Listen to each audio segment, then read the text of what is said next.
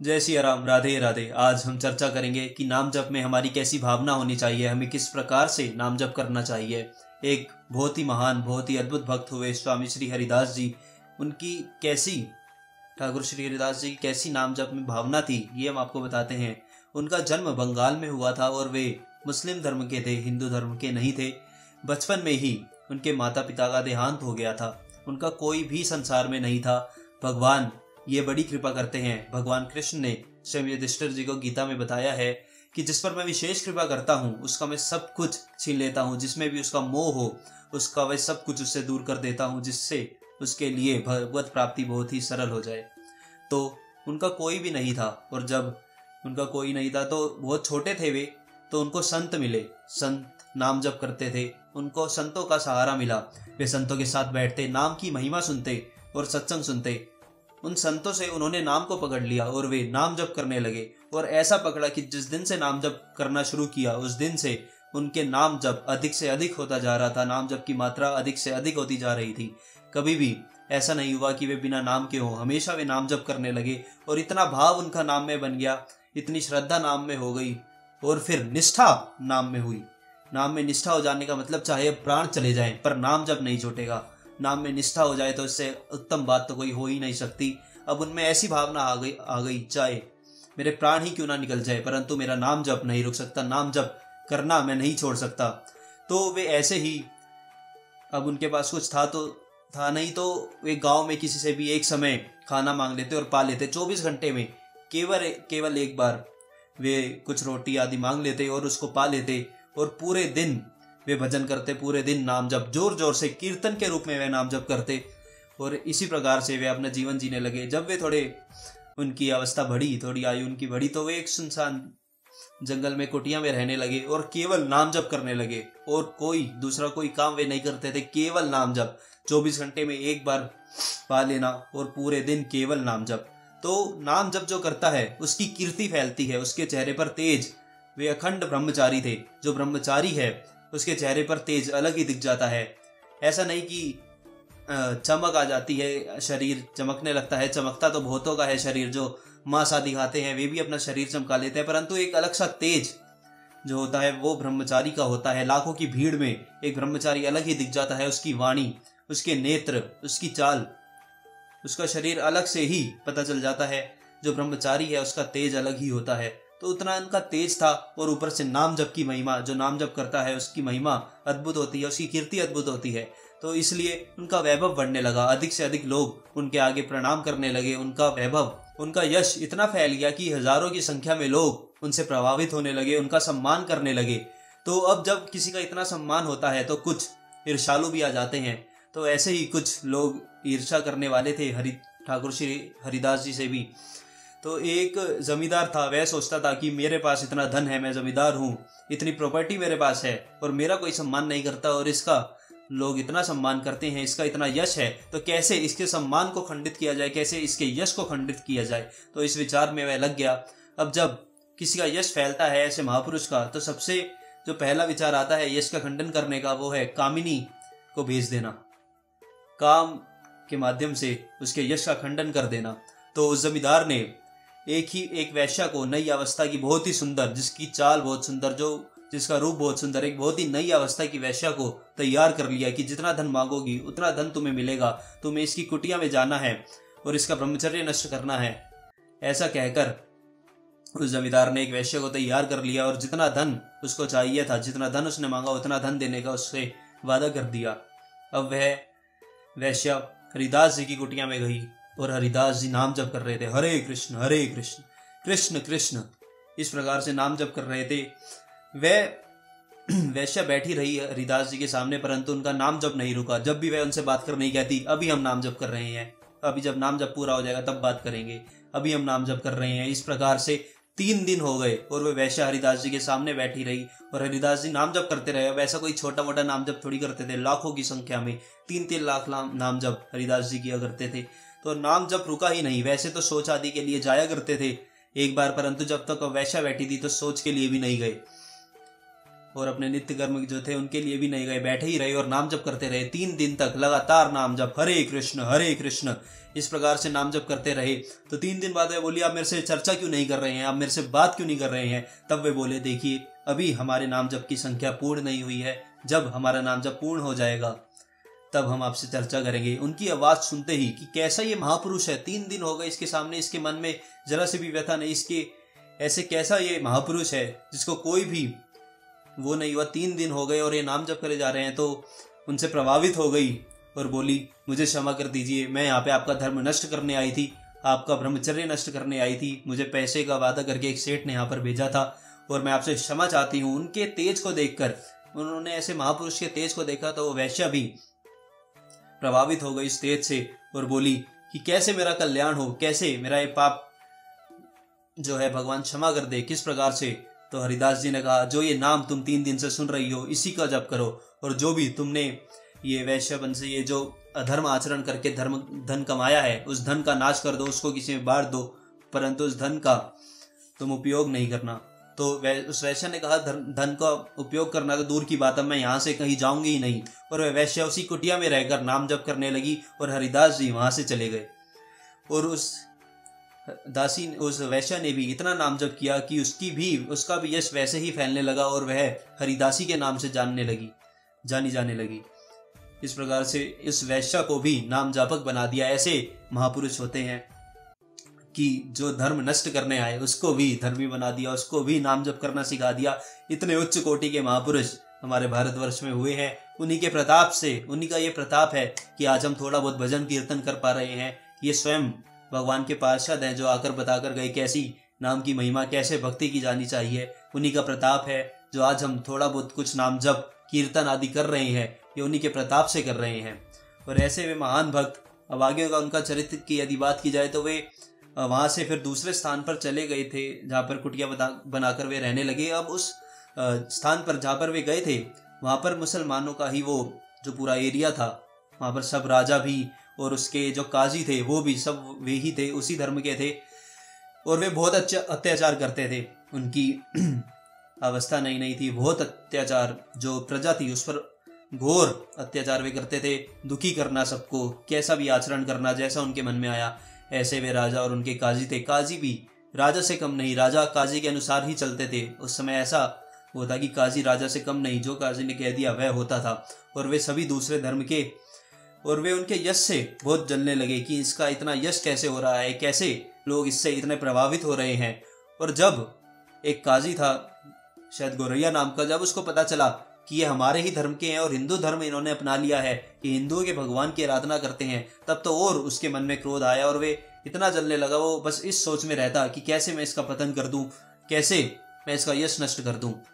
अब इसी भावना से एक दिन उन्होंने राजा से चर्चा की कि ऐसे ऐसे हमारे धर्म का है और हिंदू धर्म में इसने परिवर्तन कर लिया है और हिंदू धर्म के भगवानों की ये पूजा आराधना करता है, उनका नाम जप करता है। तो उसको राजा की सभा में प्रकट किया गया। हरिदास जी को, ठाकुर श्री हरिदास जी को राजा की सभा में प्रकट किया जाए, ऐसा काजी ने कहा कि उसको राजा की सभा में प्रकट किया जाए। तो जब ठाकुर श्री हरिदास जी उस राजा की सभा में गए तो राजा देखता ही रह गया, इतना तेज उनके चेहरे पर ऐसा और नाम जप का प्रभाव कि राजा देखता ही रह गया, उसको कुछ सूझ ही नहीं रहा था मैं क्या बोलूं।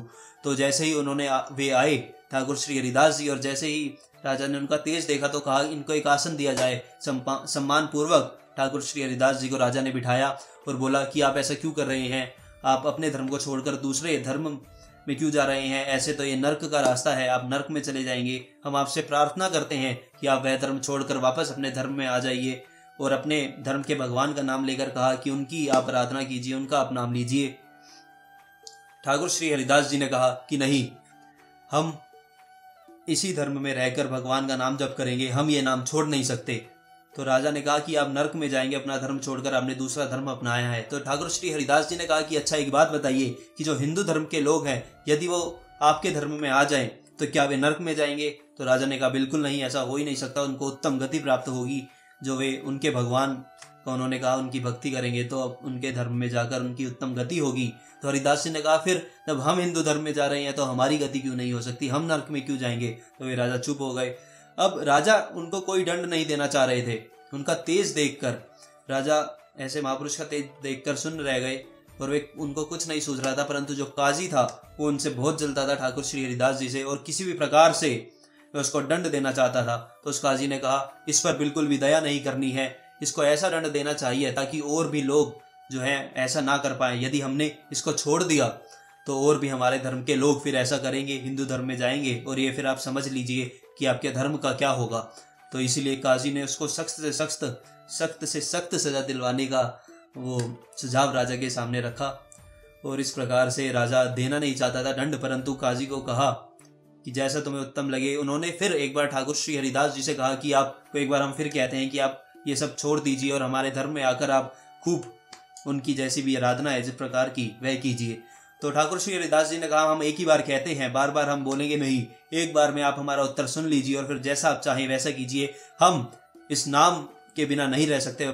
ये बावजूद इसके कि राजा बार बार नाम का अपमान कर रहा था कि क्या है इस नाम में, ये वो काजी भी अपमान कर रहा था, परंतु कह रहे थे ठाकुर श्री हरिदास जी की हम इस नाम के बिना हम नहीं रह सकते। एक बार हम आपको कह रहे हैं चाहे हमारे प्राण निकल जाए परंतु हम इस नाम के बिना नहीं रह सकते। अब राजा से ऐसे वही बात कर सकता है जिस पर भगवान की कृपा हो, नहीं तो किसी में सामर्थ्य नहीं कि राजा के सामने इस प्रकार दहाड़ के कोई बोल सके। वे कहते हैं कि हम एक ही बार बोलते हैं कि चाहे हमारे प्राण ले लिए जाएं, हमारे 1000 टुकड़े इस सभा में कर दिए जाए, हर टुकड़े से भगवान का नाम निकलेगा, चाहे आप हमारे प्राण ले लो, चाहे कैसा भी दंड हो, परंतु ये नाम हमारी जीवा से नहीं रुक सकता। ऐसा सुनकर राजा को समझ ही नहीं आ रहा था कि क्या करे। हरिदास जी ने बोल दिया अब आप चाहे हमें कोई दंड दीजिए, चाहे हमें मृत्यु दीजिए, परंतु ये नाम नहीं छूट सकता और अब हम कुछ नहीं बोलेंगे। तो अब राजा घबरा गया और वे सोचने लगा कि अब क्या करे। राजा की इच्छा नहीं थी कि वे ठाकुर श्री हरिदास जी को दंड दे, परंतु काजी जो था उसने कह दिया नहीं, आप समझ लीजिए आपके धर्म का क्या होगा। यदि ये बच गया, यदि इसको छोड़ दिया तो फिर सभी ऐसा करने लगेंगे। इसको तो कोई ऐसा दंड देना चाहिए कि सबको समझ में आ जाए कि जो हमारे धर्म को छोड़कर दूसरे धर्म में जाएगा उसका क्या परिणाम होगा। तब काजी ने कहा इसको 22 बाजारों में कोड़ों से मारते मारते इसकी मृत्यु कर देनी चाहिए। अब ऐसा कहकर राजा ने कहा कि ठीक है, जो तुम्हें उचित लगे, तुम जो भी सोचो हम उस पर मोहर कर देंगे, हम अपने हस्ताक्षर उस पर कर देंगे। तो काजी ने ऐसे दंड का विधान किया कि 22 बाजारों में कोड़े मारते मारते इनके प्राण लेना चाहा और दरबार से ही कोड़े मारना शुरू हो गए। और ऐसे कोड़े मारते कि जैसे ही मारते तो खाल साथ में आ जाती, ऐसे भयंकर कोड़े की 5-10 कोड़े किसी को लग जाए तो मृत्यु हो जाए। परंतु ठाकुर श्री हरिदास जी एक बार भी मुंह से आ नहीं निकला। मारते मारते हर बाजार से निकालते हुए कोड़े मारते गए और जब भी वे कोड़े मारते तो हरि बोल हरि बोल, एक बार भी उनके मुंह से आ नहीं निकला। न जाने कैसे ये महाभागवत भक्त हैं, कैसे इनके भावना है, कैसे भगवान के प्रति इनका भाव है, जो एक बार भी मुंह से आ नहीं निकला। हरि बोल, जब भी कोड़ा पड़ता हरि बोल। ऐसे भयंकर कोड़े उनको पड़े कि कोई 5-10 कोड़ों में ही मृत्यु को प्राप्त हो जाए, परंतु उनके मुंह से आ तक नहीं निकला। उनकी हड्डियां दिख रही हैं, मांस इधर उधर गिरा हुआ है, ऐसे भयंकर कोड़े कि एक बार लग जाए तो पूरी खाल साथ में बाहर आ जाए। उनका मांस इधर उधर गिर रहा था, पूरी हड्डियां दिखने लग गई, खून से लथपथ, परंतु हरि बोल, जब भी कोड़ा लगे हरि बोल। तो वो जो मार रहे थे उनको भी गुस्सा आने लगा, मार कर कहते अब भी बोलेगा हरि बोल हरि बोल। तो ठाकुर श्री हरिदास जी कहते अब तेरा भी कल्याण हो गया, तूने 2 बार हरि बोल दिया, तेरा भी अब कल्याण होगा, इसमें कोई संशय नहीं है। इस प्रकार से वे सारे आम हरिदास जी को मारते मारते जा रहे थे। और उस समय भी हरिदास जी के मन में ऐसी बात चल रही थी कि प्रभु इनका कोई दोष नहीं है, ये भूले हुए हैं, ना राजा का ना काजी का, ना ये जो मार रहे हैं इनका कोई दोष नहीं है। आप ऐसा कभी मत मानना कि इनसे कोई अपराध हुआ है। जो मार रहे हैं उनके लिए ही प्रभु से ठाकुर श्री हरिदास जी प्रार्थना कर रहे हैं कि इनका कोई अपराध मत मानना, इनको क्षमा कर देना, इनको कोई दंड मत देना। ऐसे महाभागवत ठाकुर श्री हरिदास जी जब भी कोड़ा पड़े हरि बोल, ऐसे ही अंत में हरि बोल कहकर वे मूर्छित हो गए।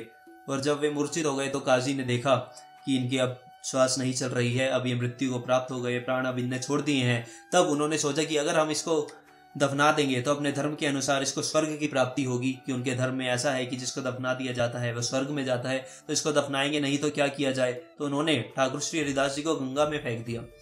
अब जैसे ही गंगा जी में गए तो गंगा जी अपनी गोद में ठाकुर श्री हरिदास जी को लेकर जा रही थी, डूबने नहीं दिया, अपनी गोद में ऊपर ही ठाकुर श्री हरिदास जी को लेकर जा रही थी। और जैसे ही गंगा जल घाव में पड़ा तो घाव में शीतलता, और गंगा जल मात्र से सारे घाव भर गए ठाकुर श्री हरिदास जी के। कोई दवा नहीं, कोई औषधि नहीं, किसी की आवश्यकता नहीं पड़ी, केवल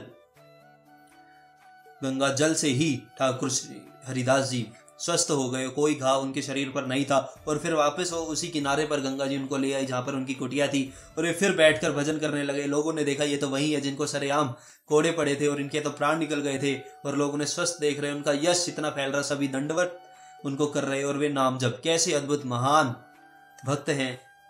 जैसे ही गंगा जी से बाहर उठे, होश में आए, नाम जप करने लगे। अब जैसे ही काजी को, राजा को पता चला तो वे तो हैरान हो गई कि ऐसा संभव ही नहीं है, हमने स्वयं देखा है उनके शरीर में प्राण ही नहीं थे, ऐसा कैसे संभव है कि वे स्वस्थ हैं और नाम जप कर रहे हैं। तो राजा और काजी आए और देखा कि स्वस्थ बैठे हैं ठाकुर श्री हरिदास जी और नाम जप कर रहे हैं। तब राजा ने काजी से कहा कि ये बहुत भारी अपराध बन गया, ये कोई साधारण पुरुष नहीं है, ये अवश्य कोई महापुरुष है जो इतना कुछ होने के बाद भी स्वस्थ बैठकर यहाँ पर नाम जप कर रहे हैं। ये कोई साधारण मनुष्य नहीं हो सकता, हमसे बहुत भारी अपराध बन गया। और साष्टांग दंडवत ठाकुर श्री हरिदास जी के चरणों में राजा ने किया।